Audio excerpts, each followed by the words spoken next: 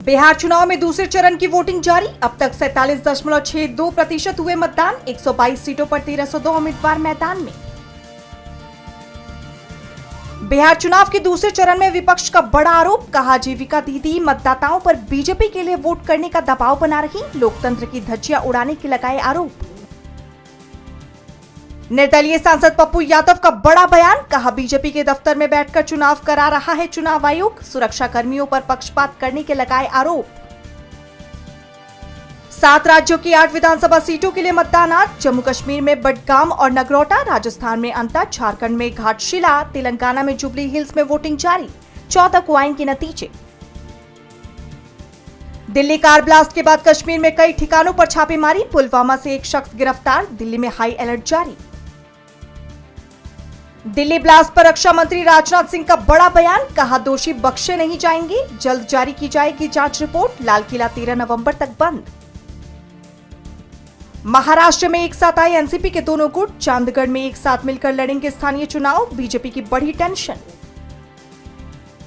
शिवसेना प्रमुख उद्धव ठाकरे का बीजेपी पर बड़ा हमला। कहा, सिर्फ धुआं छोड़ रही डबल इंजन सरकार। बीजेपी पर लगाए झूठ बोलने के आरोप। एसआईआर पर सुप्रीम कोर्ट में सुनवाई आज। बिहार एसआईआर के साथ डीएमके और पश्चिम बंगाल कांग्रेस की तरफ से दाखिल याचिकाओं पर भी होगी सुनवाई। सुनवाई पर टिकी हैं सबकी निगाहें। भारत में समय से पहले ठंड की दस्तक। दिल्ली राजस्थान में तापमान 10 डिग्री के नीचे। पहाड़ी राज्यों में बर्फबारी का अनुमान। भारत के साथ ट्रेड डील पर अमेरिकी राष्ट्रपति डोनाल्ड ट्रंप का बड़ा बयान। कहा, हम एक ऐसे समझौते के करीब हैं जो सभी के लिए अच्छा है। टैरिफ कम करने का किया जिक्र। रूस के सामने कमजोर पड़ा यूक्रेन। जेलेंस्की ने अमेरिका से मांगी मदद। कहा, हमें पैट्रियट डिफेंस सिस्टम की सख्त जरूरत। भारत ने यूएनसी में पाकिस्तान को लगाई लताड़। आतंकवाद के मुद्दे पर जमकर सुनाया। पाकिस्तान की बोलती हुई बंद।